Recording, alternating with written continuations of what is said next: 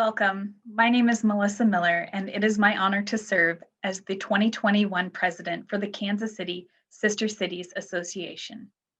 In the heart of Kansas City, Missouri, spanning Brush Creek on the Country Club Plaza, stands the Sister Cities International Bridge.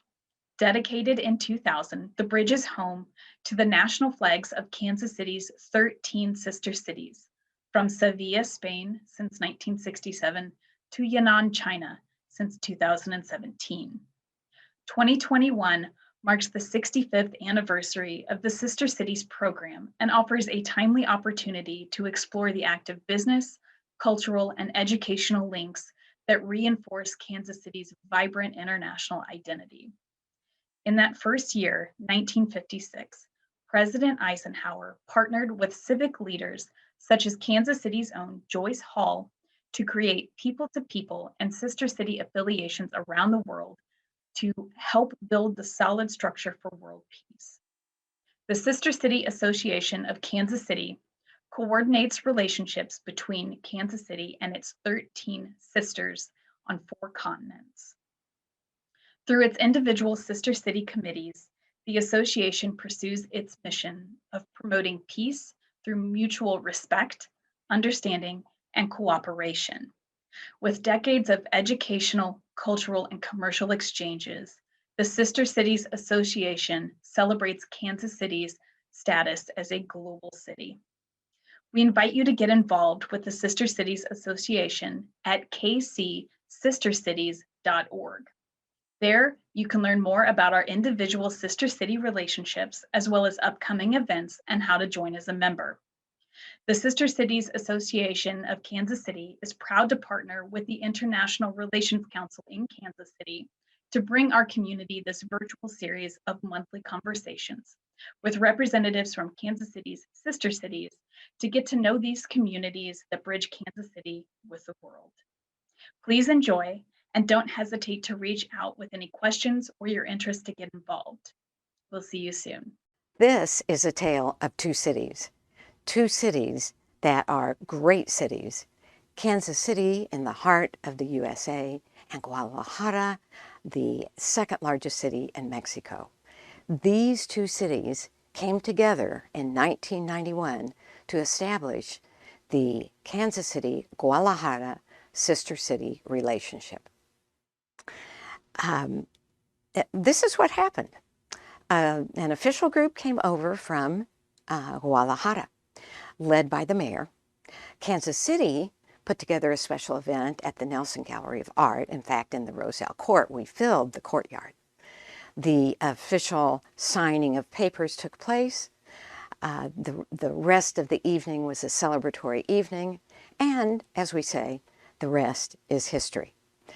Hector Barreto was asked by then-Mayor Richard L. Berkeley to lead the committee and chair the new established committee. Hector was well known in the Kansas City area as an entrepreneur and also as the founder of the U.S. Hispanic Chamber of Commerce.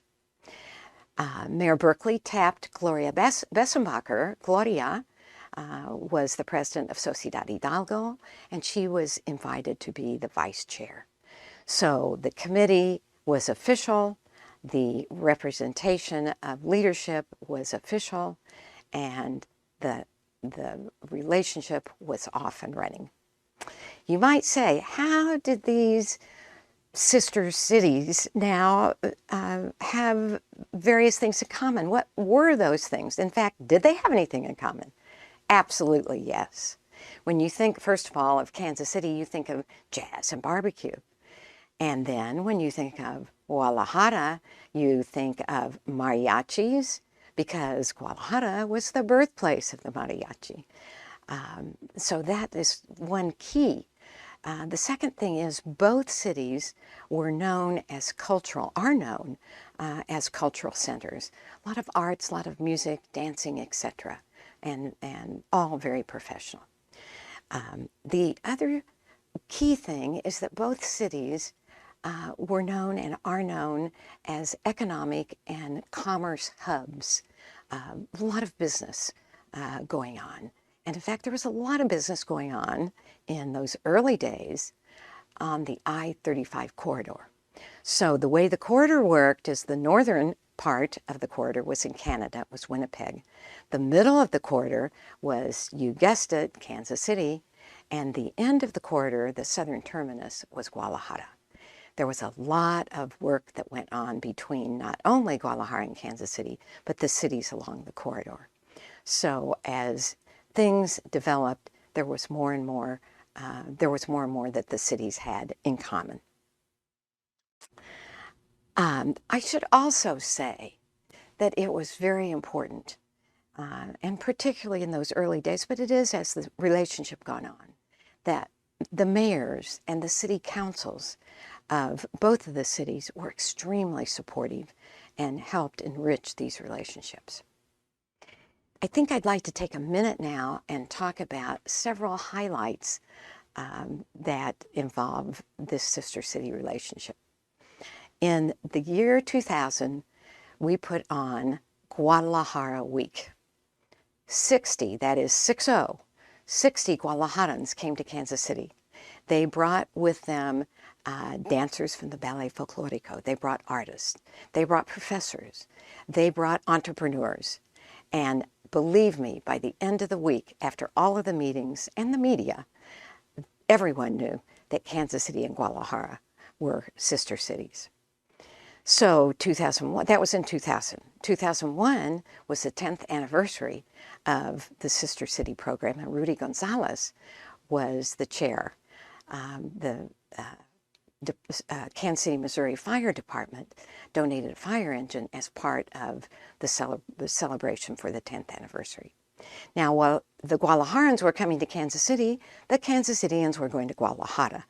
And the most popular time to go was during Fiestas de Octubre, which really was a time that the Guadalajara and Kansas City sister cities got together for planning, setting up new goals, etc. So we moved to 2002, and we created Semana Mexicana. And this was because the Consulate of Mexico moved to Kansas City that year.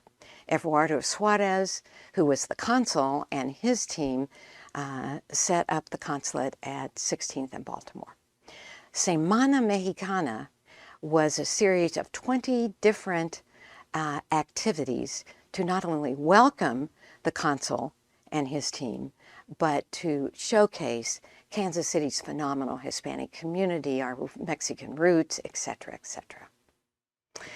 If you would walk into the consulate, you would see everything was set up. If you would go upstairs to the second floor, you would see something else was set up. You would walk right into the Kansas City, Mexico Business Development Office. Then next to that, co-locating with that office, was the Hispanic Chamber of Commerce. And if you would keep going around in that office, you would see the Guadalajara Trade and Tourism Desk. Joe Bessenbacher handled that desk, and one of the goals was to set up exchanges and trade missions, both inbound and outbound. And of course, sister city, Guadalajara, Kansas City, was in the heart of that also. I would like to mention in the year 2000-2003, Joe Bessenbacher became the president of the Sister City Association of Kansas City. And he appointed RAUL Gutierrez as the chair of that committee. RAUL was absolutely dynamite, and he had over 30 members in the committee. They had all kinds of meetings, projects, initiatives in Guadalajara as well as in Kansas City. And it was really a very productive and exciting time. I think maybe I would like to stop here. I hope that you have gleaned a point or two about the history of these two great cities coming together as sister cities. And I would like to say one more thing. Happy anniversary, Guadalajara and Kansas City. This is the 30th anniversary of the establishment of that relationship. 2021 is 30 years. I can't wait to see what's going to happen in the next 30 years. In the meantime, thank you to everyone who over these 30 years has been so involved in this Sister City program. Gracias y adiós. Saludos. My name is RAUL Gutierrez, currently residing in Mexico. During my residence in Kansas City in 2002, while under employment with Black & Veatch, had the honor of being appointed chair of the Kansas City Guadalajara Committee, position held for about a year until late 2003, when my work took me away from Kansas City. During my tenure, after learning the important cultural mission of the Sister City Association, with the full support of the Kansas City Association President, Joe Bessenbacher, the committee grew to 35 members, to whom I'm grateful for their support. Our committee was multicultural. It was considered important to further our cross-cultural mission from Kansas City, Guadalajara, and everywhere. We planned several cultural projects, one of which was hosting a 2-week art exhibition from Guadalajara. It was presented at the Westport Manor with donations and support of our members. Also planned a project to provide a shelter house for abused women in Guadalajara. As fundraising project in 2002, our committee produced a music CD, including tunes from across Latin America. But all interpreters were from Kansas City and donated their music to make the project a reality. The CD was produced and coordinated by Bo Bledsoe. My last activity was attending a kind invitation by the municipal president of Guadalajara to attend the Guadalajara Fiestas de Octubre, an important cultural event held yearly in Guadalajara, where the Sister City Association invited members had opportunity to attend several cultural events and visit ongoing projects in Guadalajara, one of which was Tu Casa Amiga, a building destined to house homeless children. It certainly was a highlight in my life, and I wish the very best to the Sister City Association in all their endeavors, now and in the future. Thank you. Hello, I'm Gene T. Chavez, former counselor at J.C. Harmon High School. Back in the 1990s, I had an opportunity to take a group of students from various schools within the district and also other districts to go to the Kansas City Art Institute. It's made possible because B. Sanchez, who became the president of the Kansas City Art Institute during that period of time, was very interested in reaching out and bringing Latino students to the Art Institute. And so I worked with Christopher Leach, her assistant, to institute a program called Arts in Your Future. And so we, through the support of the Art Institute, the Kaufman Foundation, and other supporters, we were able to bring students on Saturday mornings over 2 summers to the Art Institute to experience studio art and have an opportunity to work in various media. At that time, we also came up with the idea of taking a group of students for a cultural exchange to the city of Guadalajara, Kansas City's sister city.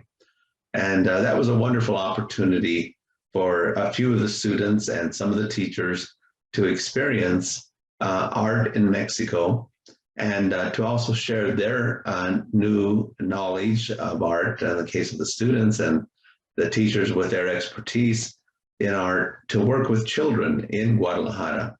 And so we set up an exchange where we took students and teachers down there in a summer.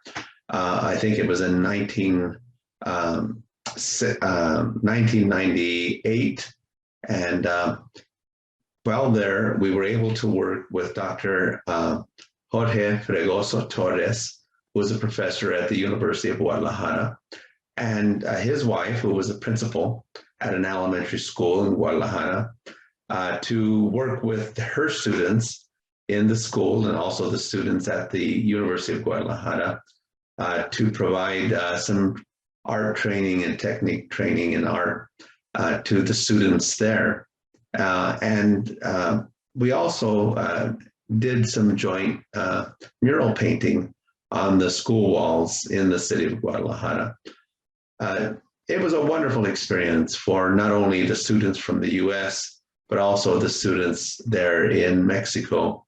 And those relationships with the teachers and Dr. Fregoso and others was a wonderful opportunity to do that people-to-people exchange that Sister City is so good about.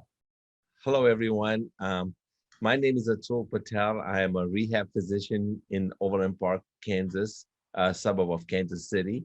And I have been involved with the Sister City program for about a couple of years, and had the good fortune of working and being invited to give lectures in Guadalajara, Mexico. And as a result of that, we decided to go ahead and proceed with trying to come up with a program to have residents come up here. So just a little background. What happened was, I think it was several years ago, right, Dr. Jesus Gonzalez, where we met and we talked about, you had invited me to come give lectures in Guadalajara. And then we were talking about how can we help the residents up there. And one of the problems was that it's so difficult to get approval for residents from Mexico to come to a university program. So we started thinking about what other ways we could improve the exchange of education and have residents come to Kansas City, for example. And that's how the whole thing started. And with the help of some people here in Kansas City, I was able to work with the Sister City program. And then we had Lucy, Dr. Ortiz come to Kansas City. So maybe I'll start with you so you can introduce yourself and tell us a little bit about what you thought about the program. Hello, my name is Lucila Jimenez. I am a resident on Guadalajara. I went to Kansas City a year ago before the pandemic, and it was a really nice experience. You can see how different are things on different city and different country. The way they work in the hospital, it is really different the way that we do it here. So I think it's really helpful that we can take the good things and try to improve them here and learn more things. And it was really helpful. It was for 1 week, and I went to different clinics with different doctors, and that's it. Good. Yeah. And Jesus, maybe you can introduce yourself and also maybe tell us a little bit about how you remember how this whole thing started. Oh yeah, well, thank you, all of you. Good afternoon. My name is Jose de Jesus Gonzalez Jaime. It's great to be this afternoon with you, Dr. Atel, Matthew, Hughes. It's really nice meeting you this afternoon. And Lucy, well, hello, Lucy, again. Let me tell you, I was born in Guadalajara. I'm a physician specialist in rehab medicine, and I work for the University of Guadalajara and Hospital Seville de Guadalajara. And for many years, as Dr. Patel, I have been involved in teaching of students, medical students, and after, 20 years ago, we started our own program for PM&R specialists. So this year we graduated the 20 generation of PM&R residents. So as you know, I have been always involved in participations with organizing meetings for my society or in the national society or the academic meetings from our hospital. And actually, I always try to improve myself, trying to be a better physician. So as I come to the AA-NEM meetings probably every other year, in one of those, I had the great opportunity to meet you, ATUL. And since then, well, I would say this friendship has really developed, and I have really pleased for all those years that you have came with us, and you have really helped our program, encouraged our residents to be better doctors, better specialists. And when we were talking about this opportunity to offer some other fields of training to our residents, and that you offer this great opportunity to have them in Kansas, well, we thought this is really a great opportunity that Lucy has taken. And well, what I know is that she came really encouraged to keep improving as a PM&R specialist. So it's been great having you, Dr. Atul, your will always to help people, and we've been included in your great sense of person that you are. Thank you for those nice comments. One of the things I noticed as we met at national meetings here in the United States, and then when I was invited to come give lectures in Mexico, including Guadalajara, the one thing I noticed was how many things that were similar between medical students and residents and fellows in the United States as well as in Mexico. And there's always this differences that we can learn from each other. And that was the thing I noticed. And I noticed the great hunger for knowledge in the students when I was giving lectures. And that's when I started talking about how can we do something more where we can exchange ideas and things like that. And I think it's a two-way street. When I come out there, I'm teaching, but I'm also learning. And then through this Kansas City, Sister City program, I was very glad to find out about it so that I could actually figure out a way to bring the residents here. Unfortunately, we were hit with the pandemic right after you came, Lucy. At least you were able to make it. And our goal is to continue growing this. And one of the things we did after you were done, Lucy, is we talked about how can we make this better? And I think we had talked about maybe bringing 2 residents at a time and for a 2-week period. So there's more time and 2 of you can be there and see more things. Do you have any comments about that, Lucy, how we can make it better and other ideas since you've gone through the program at least once? Yeah, I think it's a good idea that it will be 2 residents at the same time, and maybe for 2 weeks instead of 1 week, because it was too there's too many things to see, and it was not enough time to see all of it. Yeah. I think you got a taste of some of the things, and in 1 week was too short. And I think I agree that if you make it 2 weeks, we did a little bit of cultural stuff when you were here, and we had some meetings, and you got to meet some people from other medical institutions here, but you also got to see a little bit of Kansas City. And I think I agree with you that a 2-week period would be a much better immersion, and you get to see a lot more. From a residency training program and University of Guadalajara, Jesus, any comments about how we can make this better, or things opportunities you can see that we can interact and collaborate better? Well, We change in every month, so it will be better for us to take a 2 weeks period and to be together with our vacations maybe, Okay. and don't change any of the others rotations. So I think it will be fine if take 2 weeks for the rotation. Yeah. Yeah. So the two.